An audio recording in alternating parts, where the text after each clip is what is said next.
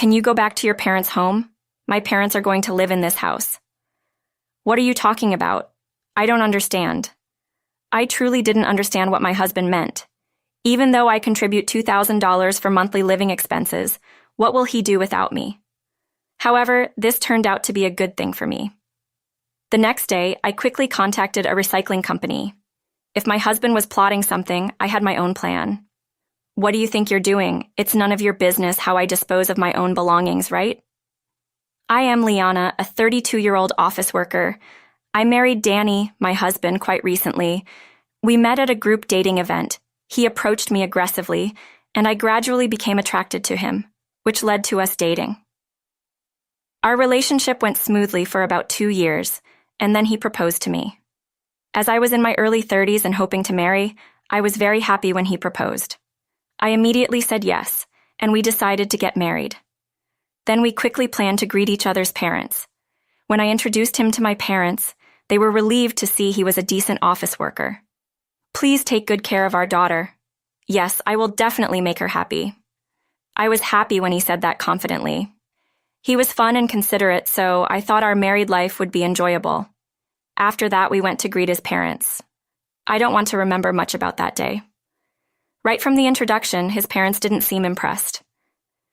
Nice to meet you. I'm Liana. Danny, welcome back. It must have been tough walking in the heat, right? I have some cold drinks prepared. Sit down and drink. Oh, I didn't realize you brought a friend. Haha. Mom, I brought Liana, my fiancé, today. Oh, sorry. Haha. You're so lucky to marry Danny.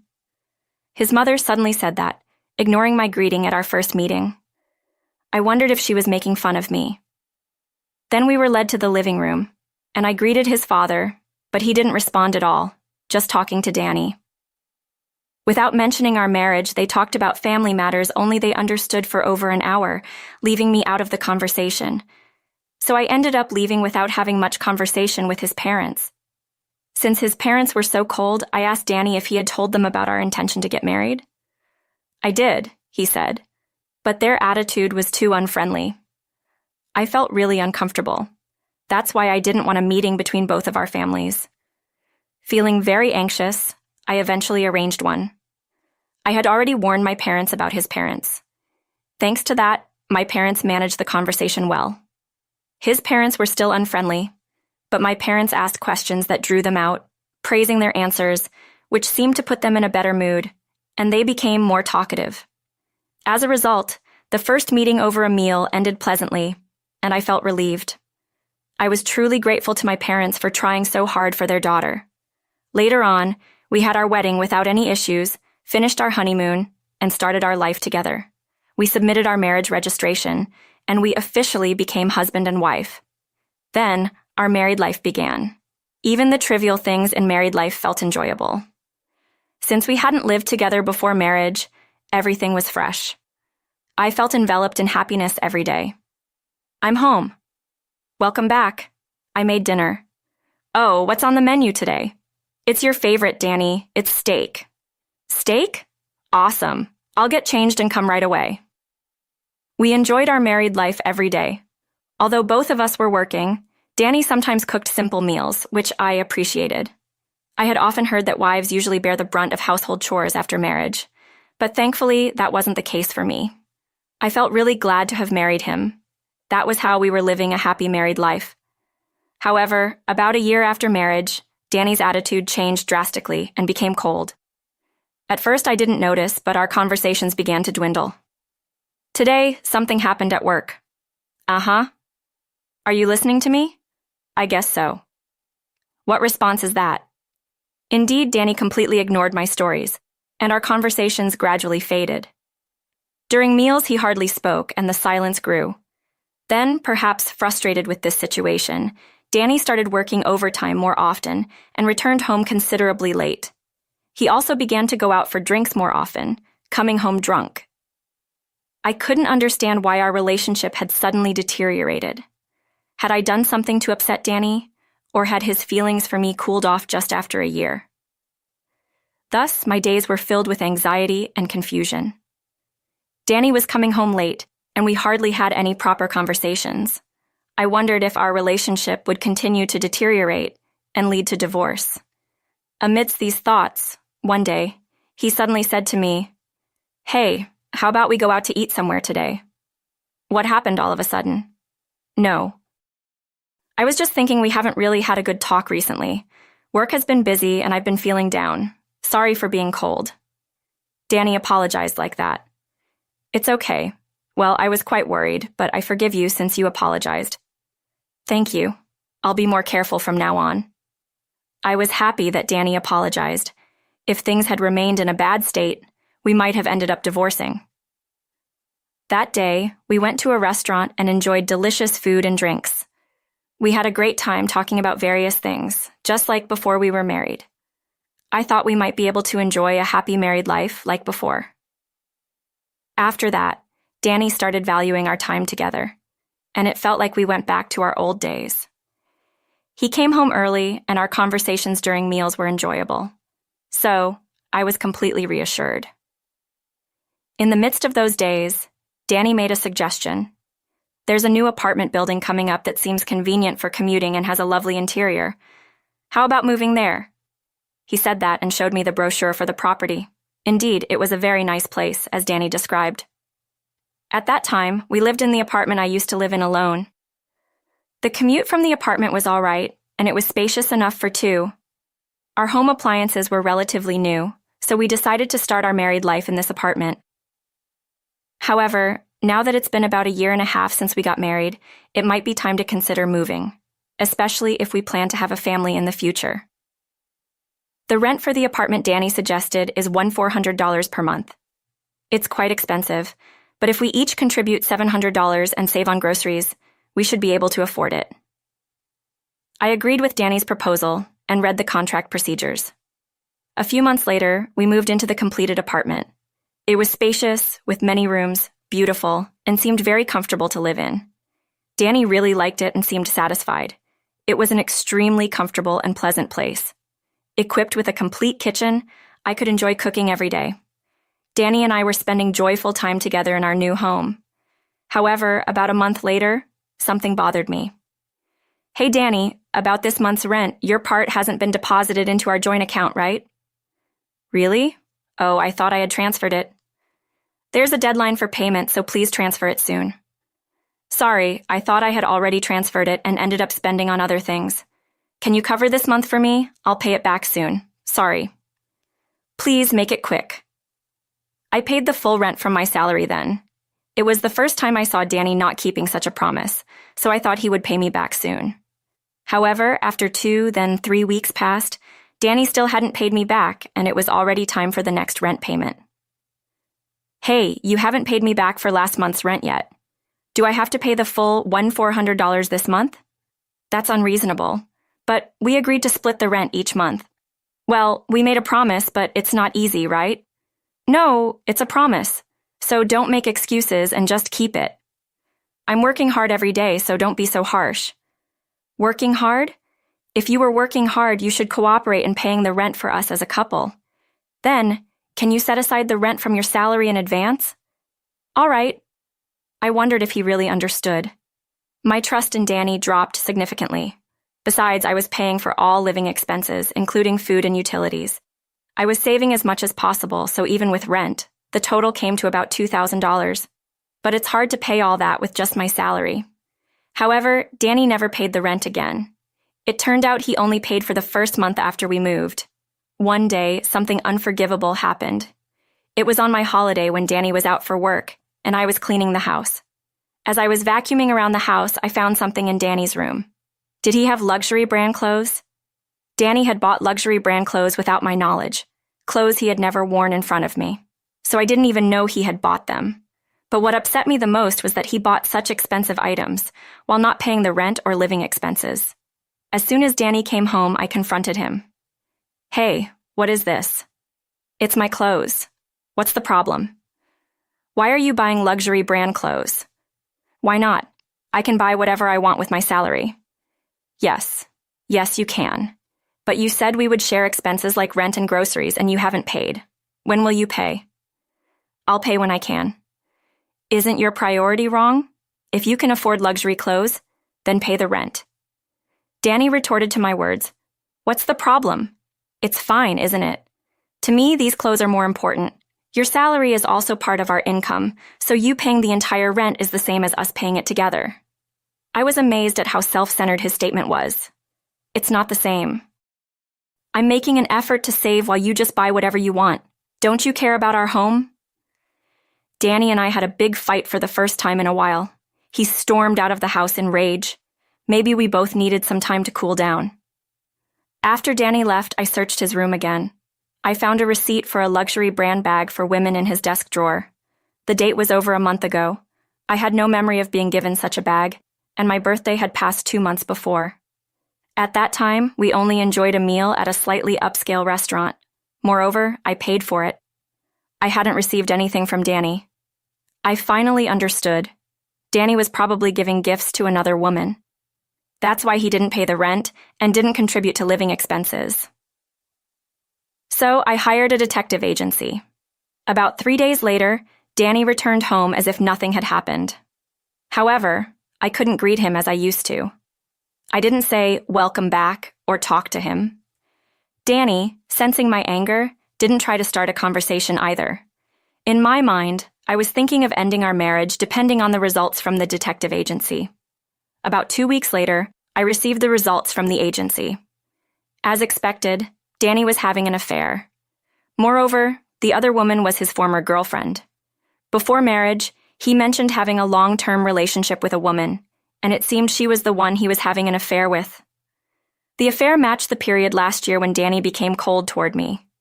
He had been cheating since then. I was filled with rage. The sudden kindness from Danny, who had been cold, was probably to make me bear all household expenses, allowing him to freely spend his salary, pretending our marriage was good. I was skillfully used by him. This was something I couldn't forgive. I decided to take revenge on him. In the midst of this, Danny came home from work and made an unbelievable proposal. "My parents are going to live in this house, so can you go back to your parents' home?" "What are you talking about? I don't understand." After our fight, I went back to my parents' house and they told me to break up with such a woman. They said they were moving to this apartment and suggested we live together. So, I've decided to live here with my parents and you need to move out. I couldn't believe what Danny was saying. Even though I contribute $2,000 for monthly living expenses, what will he do without me? However, this turned out to be a good thing for me. Understood. Perhaps our relationship can't be repaired. If that's the case, I'll leave. When I said that, Danny laughed happily and said, "I'll come back after you leave," and left. The next day, I quickly contacted a recycling company. Since he was plotting something, I had my ways too. A few days later, I had the recycling company assess all the furniture and appliances and sold everything. It turned out to be an unexpected windfall of hundreds of dollars. Then I packed my belongings and went back to my parents' house. Danny had prepared a divorce form, so I signed it and submitted it to the city office promptly. This meant Danny and I would then lead completely separate lives. When I told Danny the moving out was done, he said cheerfully, "Oh, that was fast. Let's both be happy," and hung up. However, a few days later, Danny called me again. "Hey, what do you mean by this? We're already divorced. Do you need something? Where did all the furniture and appliances go? You can't just take them. It's my right to do whatever I want with my belongings, isn't it? All the furniture and appliances in the house are what I've been using since my single days. I've already had them taken away by the recycling company. I have to buy new ones then. Do you have that money?" "You're kidding me. I work too." "Well, but that apartment costs $1,400 per month in rent, right? Plus, living expenses for 3 adults will be around $2,200 to $2,300 a month." "It costs that much?" "Yes, I've been paying about that much all along." "I can't afford that with my salary." "Maybe.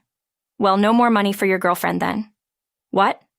"I know everything about your affair with your ex-girlfriend. I'll be claiming compensation for that, so be prepared. I'll contact you through a lawyer. Bye." Wait a minute. I hung up without listening to him. Afterward, through a lawyer, I proceeded with the process of claiming compensation from Danny and his affair partner.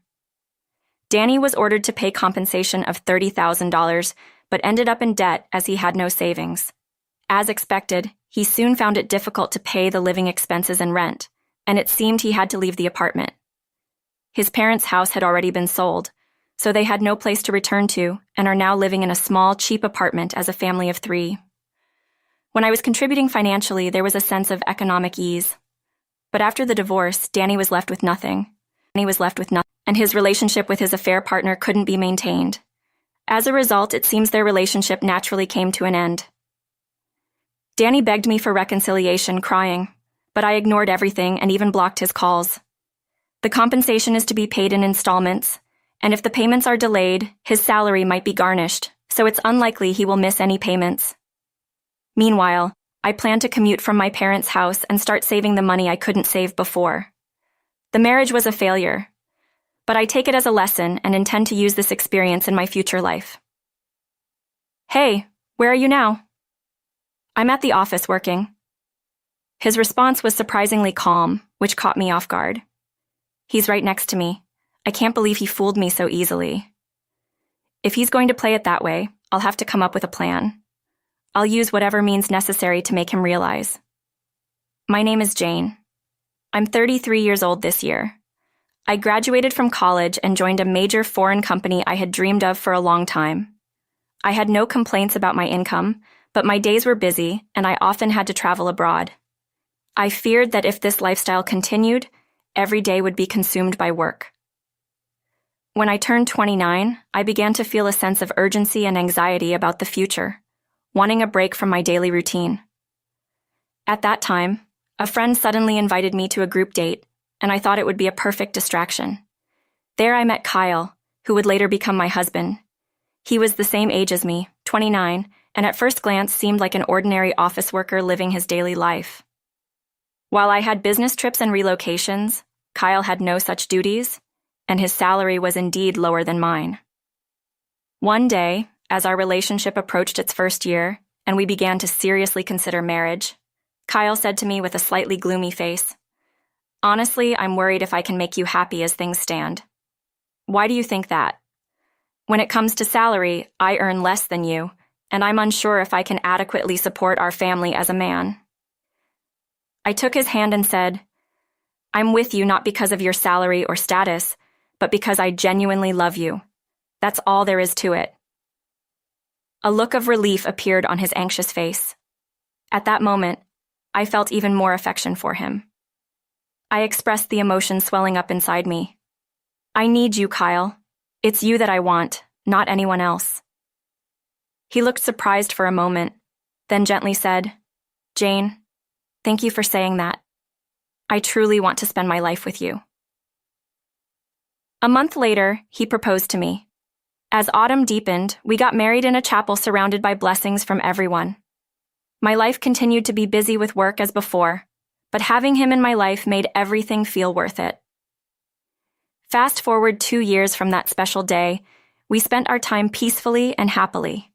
Time flew, and thoughts about having children began to cross our minds. One evening, when I was coming home after work, I returned home to find that Kyle, who usually waited for me, wasn't there. "That's odd. Where's Kyle?" I checked the living room, bedroom, and other rooms, but he was nowhere to be found. Returning to the entrance, I noticed his shoes were missing. I quickly checked my phone, but there were no messenger notifications or any particular calls. This was strange. Kyle usually got home before me. He would always let me know if something came up. I wondered, did something serious happen to him? Suppressing my anxiety, I picked up my phone to call him. After a few anxious seconds, I heard his nonchalant voice. "Hey, what's up?" "Kyle, where are you? Are you okay?" "Who?" "Oh, I'm fine. Did something happen?" "I came home and you weren't here. There were no messages, so I was worried something had happened." "Oh, about that? Sorry, I'm actually working overtime today." "Really? But you've hardly ever done that before, right?" Feeling something was off, I pressed for more details. He hesitated briefly, then began to speak more quickly than usual. "Well, I've been given a huge responsibility at work. If I do well, there might be talk of a promotion. So, I'm working hard." "Really? That's great news, Kyle." "Thanks. But because of this, I might have to work overtime more frequently for a while. Sorry about that. I'm still working, so I'll talk to you later. Wait, you're hanging up already? He abruptly ended the call. I was initially irritated, but the news of a potential promotion truly made me happy. I hoped that this promotion might resolve the income concerns Kyle had been having at the back of his mind. While I wasn't particularly concerned about Kyle's income, I knew he was driven to succeed on his own terms. It seemed certain that our future together would become even more enjoyable. Considering the prospect of having children, this promotion was indeed a blessing. From the day we had that conversation over the phone, it became truly rare for him to come home on time. On holidays, he would say, "I need to go to work for a bit," and leave the house. The time we would spend together as a couple started to diminish day by day. When I came home from work, I hoped to see him relaxing in the living room, but the house was silent, and he was nowhere to be found. Even on holidays, Kyle seemed busy, and we couldn't find time to relax together. I understood he was working hard, and he mentioned there's a chance for a promotion, so I supported him. But to be honest, there were times I wanted to tell him, "Shouldn't we take some time for ourselves once in a while?" But I couldn't, as I didn't want to pressure him. I immersed myself in my work to distract myself from the loneliness. I also had an opportunity to go on an overseas business trip at just the right time, so I dived into it wholeheartedly. However, our lives began to drift apart, and I started to feel deep down, I wish we had more time together. Despite understanding the pressure he was under, I decided to share my feelings. "Kyle, can you listen for a moment?" When he came home, I approached him with a bit of nervousness. "Now? I'm tired." "Oh, I see." His response wasn't what I expected, and I was unsure of how to react. But feeling that I needed to speak up, I tried again. "Sorry, Kyle. I understand you're probably tired, but there's something I wanted to talk about today." All right. But can you be quick? I have to get up early tomorrow." "But tomorrow is Saturday, right? Why do you have to be up early? Do you really need to talk about this now?" The tone of his voice rose, and I was taken aback just because I could see his face turning red with anger. It was the first time I saw him like this, and I was scared. "Forget it. I'm going to bed," he said and went straight to the bedroom. I stood there not knowing what to do. Kyle's reaction was truly shocking. He had never been so cold to me before. I always believed that even in busy times we could communicate properly as a couple. I never imagined being yelled at for something so minor. Usually, we would discuss things calmly and solve them. But this time, he was different. To be honest, I was scared to confront him with my emotions. Soon after, I had an overseas business trip, and my fatigue from work was at its peak. On top of that, my train home was delayed. I was thinking about the bad timing, but I wanted to get home quickly. Maybe Kyle is already back home, I thought, so I hailed a taxi. "Excuse me, please take me to this address." While in the taxi, I was too tired to check my phone. I was staring out of the window when, "Wait, stop here," I exclaimed. I squinted and looked again. There was no mistake. Walking there were Kyle and a woman I didn't recognize. "That's Kyle, right? He said he was busy with work, right?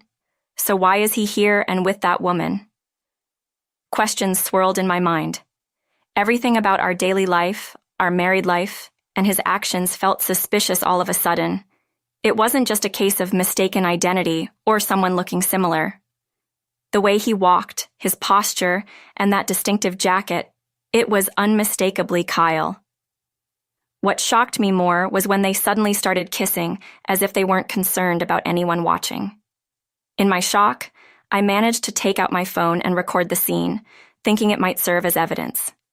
They continued walking, hands clasped, looking cheerful. I just stared blankly at their retreating figures.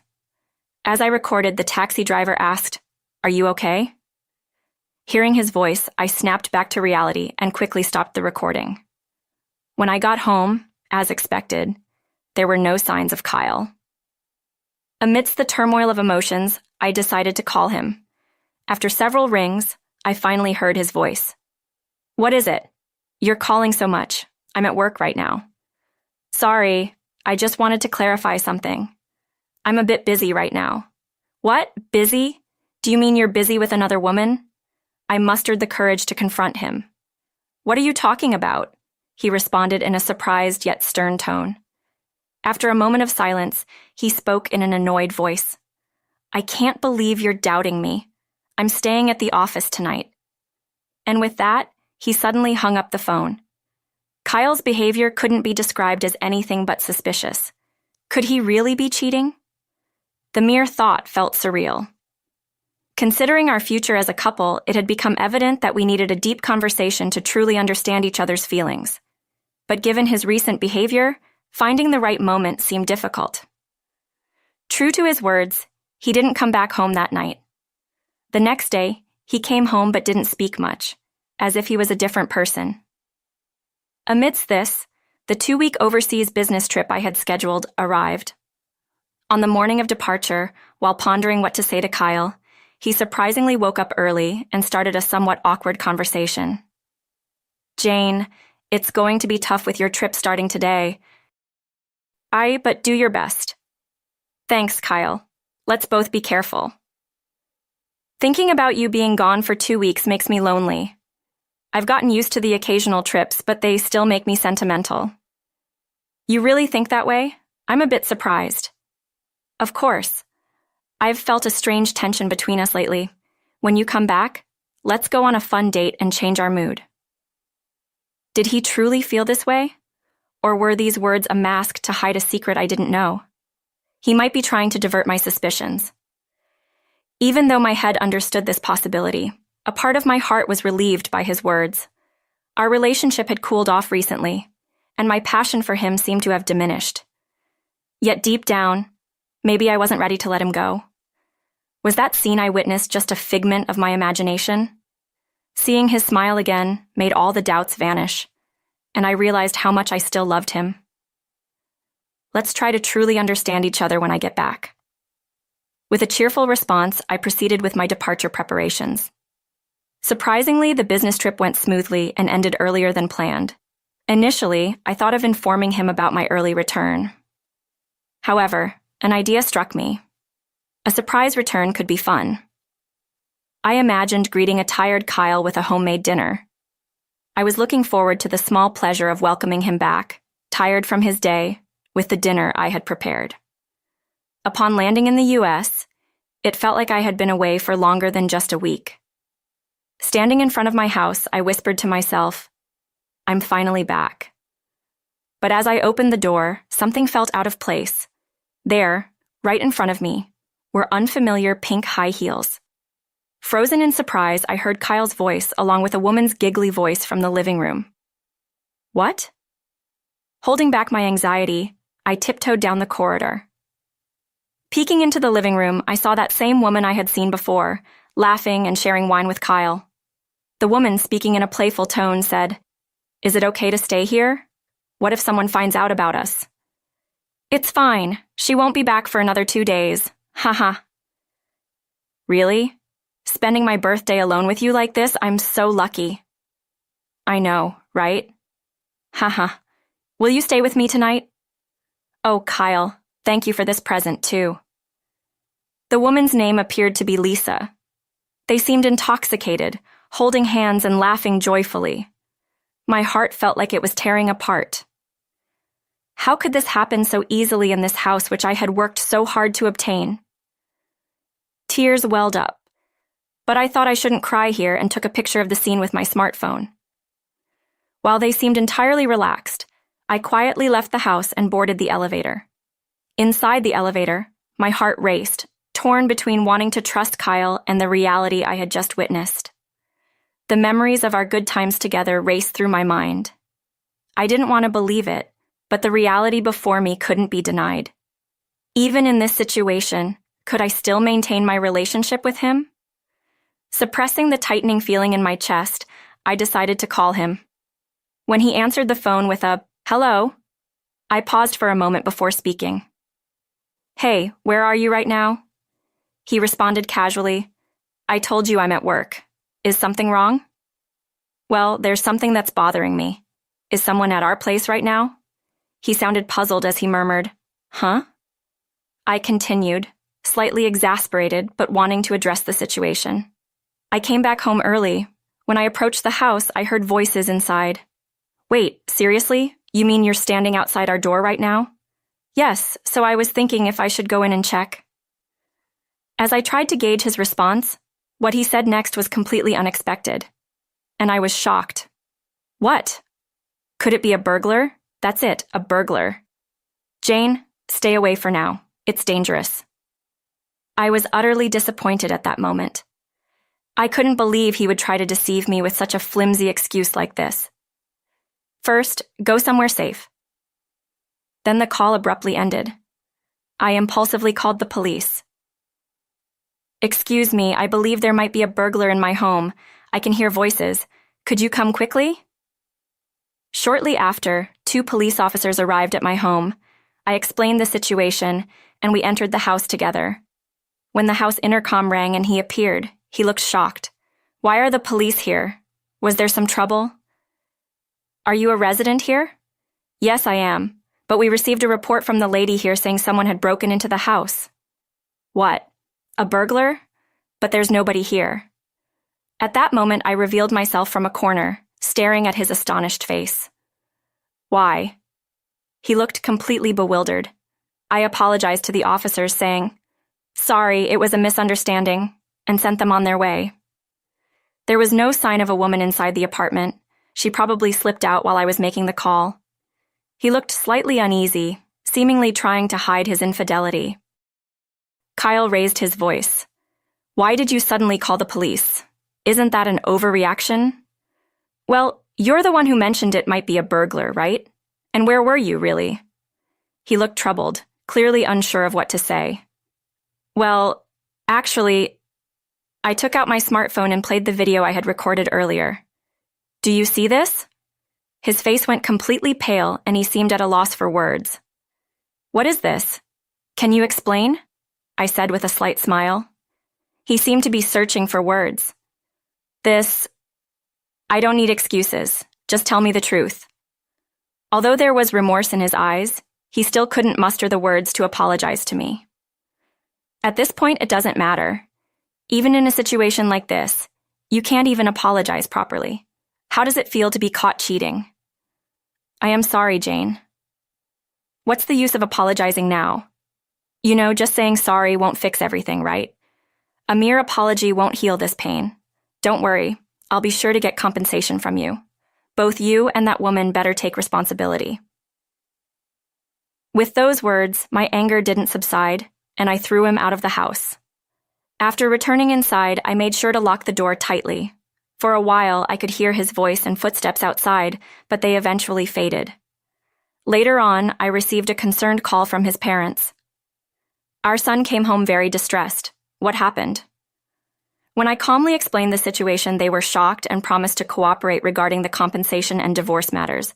They even prepared the divorce papers for me. The divorce went smoothly, and when I informed my in-laws, they told me they had decided to disown their son. I decided to claim damages from him and his affair partner and contacted my trusted lawyer. I learned that the woman he cheated with worked at the front desk of his company, and soon enough, the gossip spread throughout the office. Unable to handle the pressure, she ended up quitting her job. I heard that Kyle was still working there, facing cold stares and whispers almost daily. Surprisingly, I learned that the promotion he had been talking about all along was a lie. Thinking back, I might have been a bit too oblivious back then, but now I feel like I'm on a new path. I plan to focus on my work and aim for a better future. There were many happy times in my marriage, but marriage isn't the only thing in life. I look forward to enjoying my future days, discovering